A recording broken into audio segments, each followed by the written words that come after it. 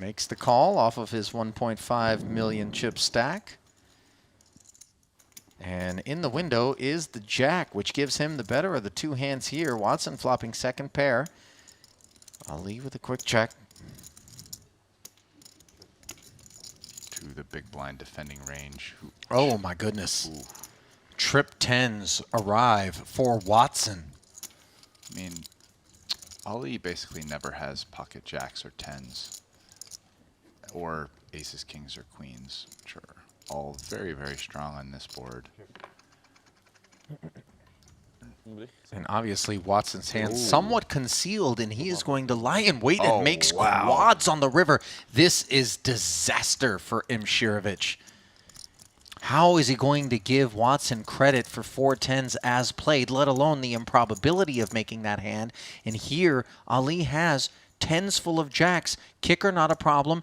Pocket jacks, queens, kings, and aces, really the only hands he needs to be concerned about once he faces this either raise or bet on the river, depending on how he chooses to proceed. Yeah, he's going to bet for value.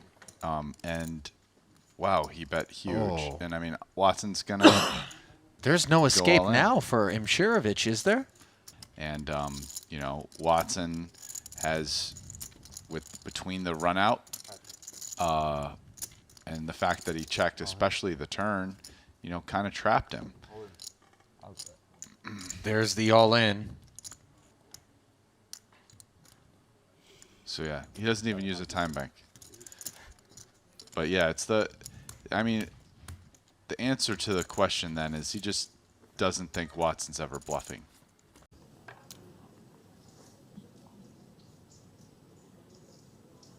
Small blind versus big blind. You're going to see get folded to the spot a lot. Fedor, 5.2 million. Go 240. raising chips into Viktor Kudinov. I'd be scared to raise into Kudinov. We know he's capable of many things. 10-9 offsuit, definitely going to be a defense. Got position. Guy's going to try to pick on you.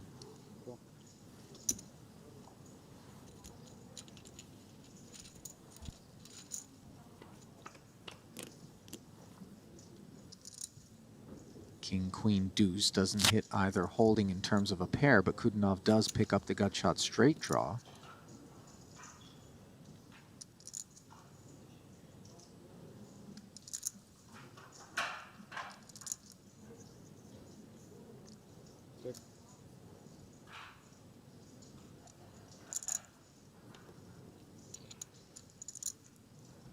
So he actually checks as the pre-flop raiser. Kudinov wondering, didn't see bet this king, queen, deuce. Interesting. Take a free one off. There's the king. Seems like a good spot to start stabbing Fedor Holz. You raise 6 high. Yep. Mind if I take one of your... Opponent showing weakness on his flop. Not too much has changed on a turn.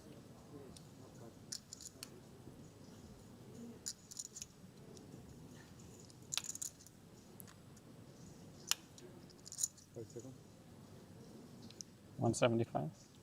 175. Just enough to just fold out some random hands. Now Victor here is going to be thinking, am I getting delayed c-bet often enough? Wow. Calls with 10-9 high. I mean, obviously he does have the draw to the straight, but this is equal parts. Let's make the straight, and equal parts, let's see whether or not I face another barrel on the river. The ace comes off. Okay, so I think Fedor is likely going to put Viktor Kudinov on a queen a lot to be able to check back that flop, call a turn bet. He would expect a lot of ace-x to reshove on his open pre-flop with the 20 big blind stack. You would expect pocket pairs to reshove pre-flop. So most likely Fedor thinks that Viktor Kudinov has a queen. The question is, does he think that hand would fold? And he's betting this kind of size that looks very milky. It does look credible for an ace. Sure does. And I think this may be the end of the road for Kudinov with the 10 high. Man, this is some power poker. Battling the 6 high, going potentially a call. You see, something doesn't add up for Kudinov here. Yeah, something. There's an odor in the air here. So you checking that flop of a king? I don't believe it. You betting that small of a king on a turn. Oh my God.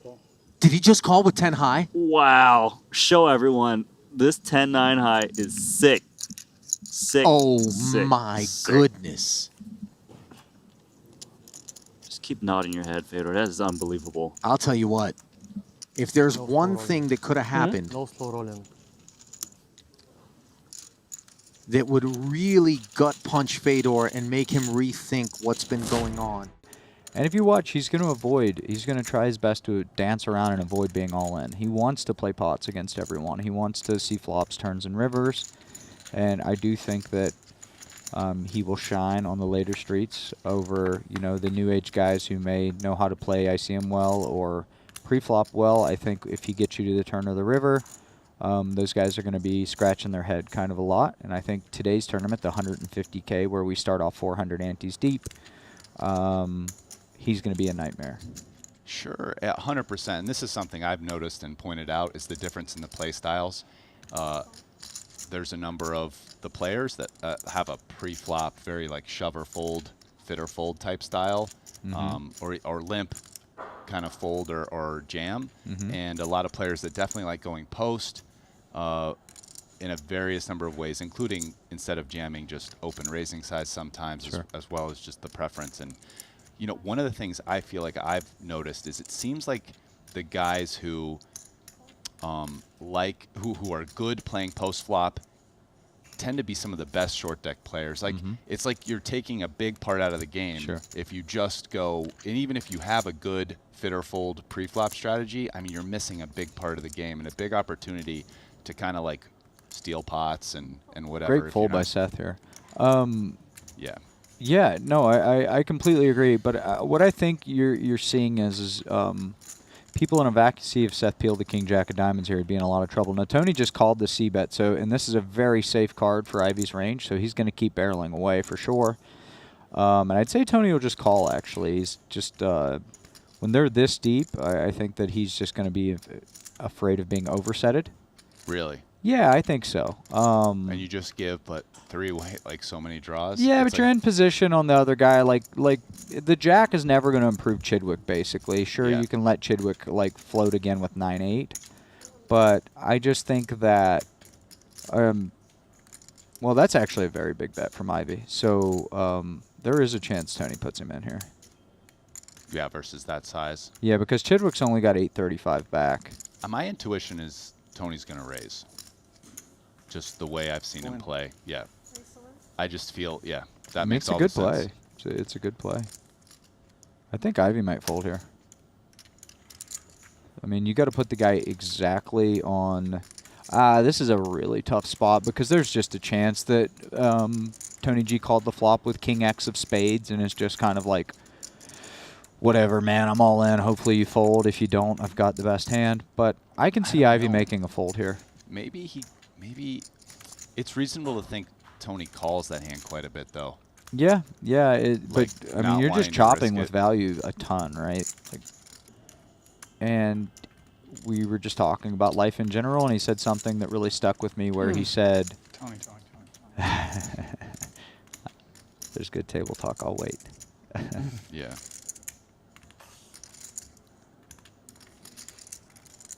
Oh wow. Jack 7, so he never has to really worry about him shoving a worse 2-pair. I do think a great concern is the same hand. I mean, why wouldn't Tony just shove King Jack here sometimes? Like, Chidwick only had 800K back. It was, you got to think top, maybe Ivey's betting aces, maybe he's betting ace king, and You're starting to make... what a fold. Yeah, you're starting to make some, I think, beyond whatever physical stuff, I think you do start to make some exploits where it's, okay, to a pot size here, he's gonna have the sets, maybe the same hand, and maybe he actually still calls some of the Yeah, combo draws. but I some, think little like exploit. rather than just like breaking down the analysis of the hand, I think you got to give credit to how Okay. sick of a fold that is. I mean, that's a ridiculous fold to make in this game. Well, I mean, it's kind of a Yeah, can never be wrong technically, especially from a chip EV point of view. And, you know, I was thinking about it because it's not the best playability. Here we go. 2.2 million out there.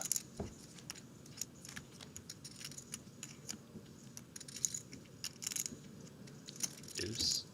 But 2 overs, gut shot, aggression. One would assume we're going to see a turn card, Randy. Mustafov with the gut shot on 2 overs. Antonius bottom pair. 7. And backdoor hearts connecting with this 7-6 deuce flop. Missing a 1/3 c-bet from Faradine.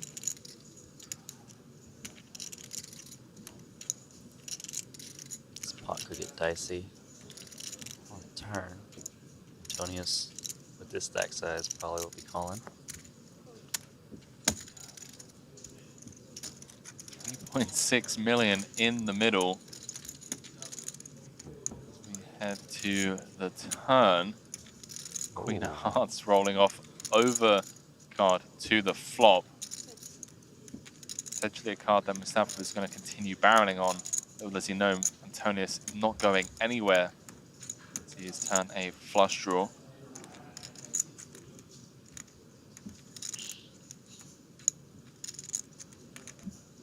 A little bit tempting the multi-barrel. 1,000,004. 1.4 million. Antonius with a hand that can definitely check call again. Any merit to check jamming this turn and just... Possible, but I don't think you'll get a better hand to fold. For sure. But you can definitely be charging hands that have equity like this 10-8, 2 clubs. Rather than playing the guessing game on a brick river where, you know, you get to the river with bottom pair. Yeah, a lot of merit.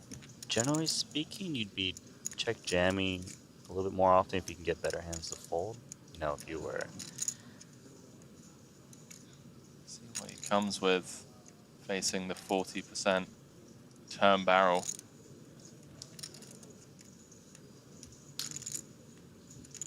Check call kind of feels, I don't know, really dicey. We get to the river, bottom pair, have some fold equity. Let's just push our equity now, you know, if we get called, we have emergency outs.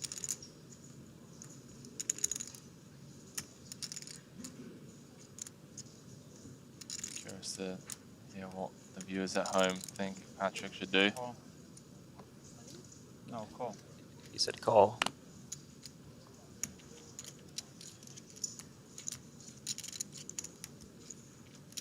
$6.4 million in the middle, just 3.5 behind.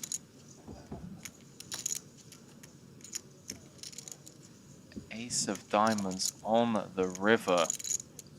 Brick City for Patrick. Can he barrel again with 10-8 high? It's unlikely for Antonius to hit the ace.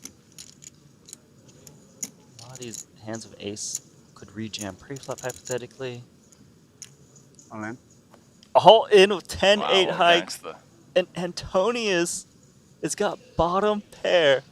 Can he make the call for the sickest hand of this tournament? The fact that Antonius hasn't like insta-mucked his hand. You know, the sickest thing, Randy, is as soon as Faradine moved all in, Antonius just kind of gave him the side eye, just like snap staring him down. I mean, look at this. The fact that he's even considering making the hero call here with bottom pair. The fact that Patrick Antonius has tanked for this long with just bottom pair and also blocking backdoor hearts, some of the natural bluffs that Faradine would have. all the more impressive regardless of the outcome of the hand. Really just showcasing why he's here at these Triton series, competing at such a high level on one of the biggest stages in the world. I've seen Antonius make sick calls, but this would be absolutely madness if he can do it. Would certainly be the highlight of the tournament thus far. How many? He can put on the cake.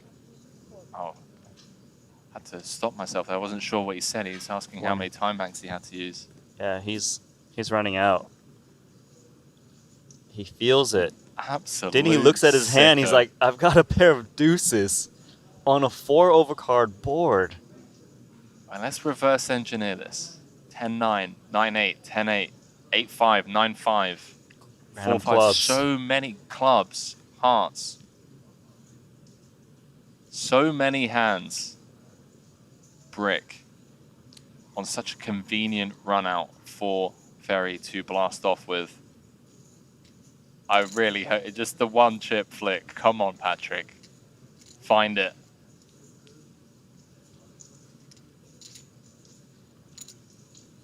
No, I think he's going to do it. I'm on the edge of my seat. I think so too, because you break it down, he shouldn't be jamming a hand like Queen X so fast. Pocket jacks, pocket kings, tens, hands that would be able to bet the flop in turn. He wants to do it, doesn't he? Look at him. He is pained by this decision. His intuition reading in to the snap jam. Tanking for this long with bottom pair. Really have. Trying to get a read out of Ferry. I guess one of the main concerns, Randy, is calling and Ferry bluffing with, like, I don't know, a 6x of hearts. Does he ever just knuckle those back? Yeah, it is a consideration. Staring him down. I have one more left. Then I'm dead. You do have one more left, Patrick, then your hand will be deemed dead if you're given a countdown. Crunch time. It really is. Can he make the call? After tanking for this long, Ferry coming with the 1/3 on the flop. Good call. 1/3 on the turn, and he makes the call. Randy, are you kidding me? Patrick Antonius, ladies and gentlemen. No He's time, done but it. one left. I mean, take a bow, sir. Good point. 8-5 suited for Perry on the button. Ball stack. I'm thinking about playing this 8-5 suited. 5 seconds. Nope. You wanted to. Then it was like, wait again, this is 8-5 suited. Suvarna, King 9 of Hearts. Definitely a reasonable hand to maybe flat call, maybe 3-bet, depending on your style. You got deep stacks. But he's going to lay down, doesn't want to play out of position from the small blind. And leaves Volkman. Suited Brunson. Not bad.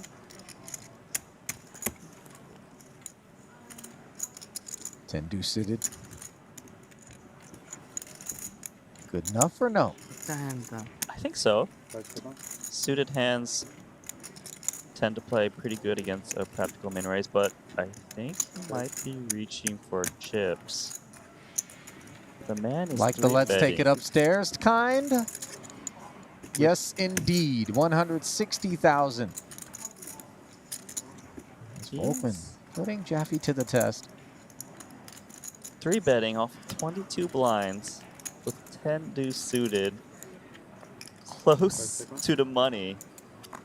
I mean, but he's leveraging those realities to his advantage, right? Yeah, it looks insanely strong. We have a hand.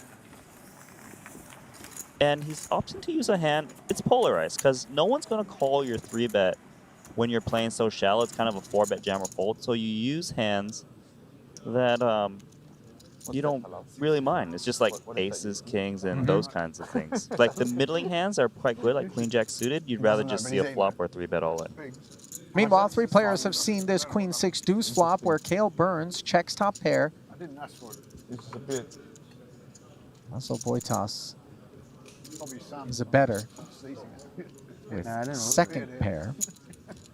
You know, they have something on the room service menu under desserts called the Peanut Special. Something like that. And Steve kept, like literally, because he's been here since the party tournament. For like a week straight, he called and said, "Can I have the Peanut Special?" And they're like, "We don't have it." And then finally, they have it. And it was just a tray of like warm spiced nuts. But there weren't peanuts. It was every other nut under the sun.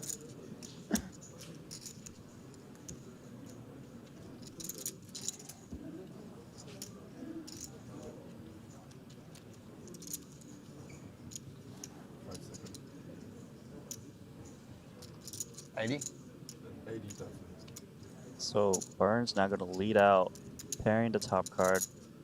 Flush does get there. He doesn't want to give a player like Boitas a free card because of the 3 spades, in case Boitas is betting like, you know, 8s, 9s, 7s with a spade.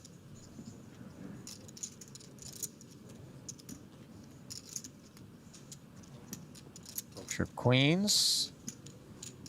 Does get his man drawing dead and making the call. Now, 4th spade on the board is a little bit of an issue for both players.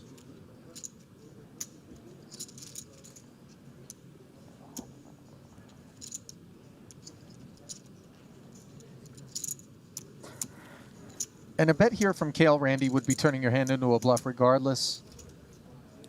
And yeah, or maybe a block bet so that you don't have to worry about a bigger sizing is possible.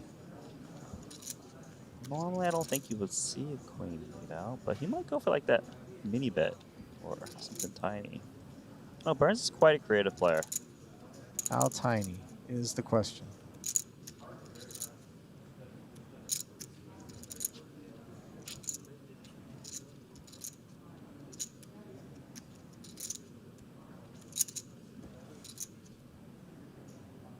See, he's thinking about what to do. He check called flop, led tiny on the turn, and is going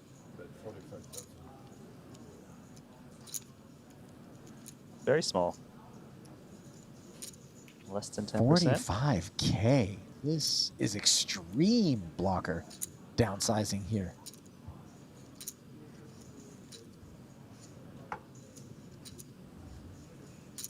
Yeah. I've seen Burns do this play before, you know, with big hands and more block bet holdings.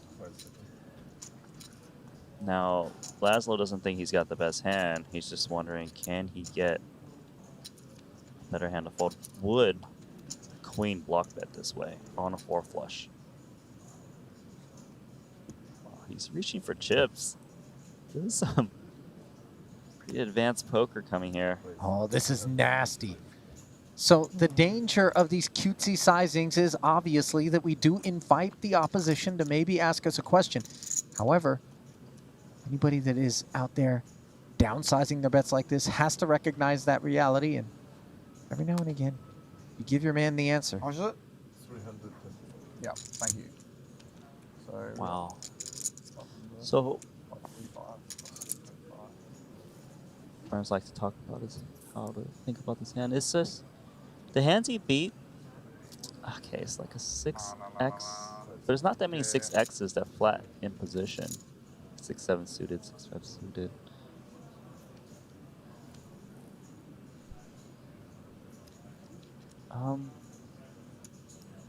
He beats a pocket pair that doesn't have a spade. 7s, 9s. I think you're bluffing enough. That's what I think. Wow. I don't know how much, but I think enough, you know, like enough. How much does it need to be? Enough. You're bluffing enough. Wow. Look at the sniff on Kale Burns here. It's important that this was also through it. Wow, he called Queen Jack. What a play.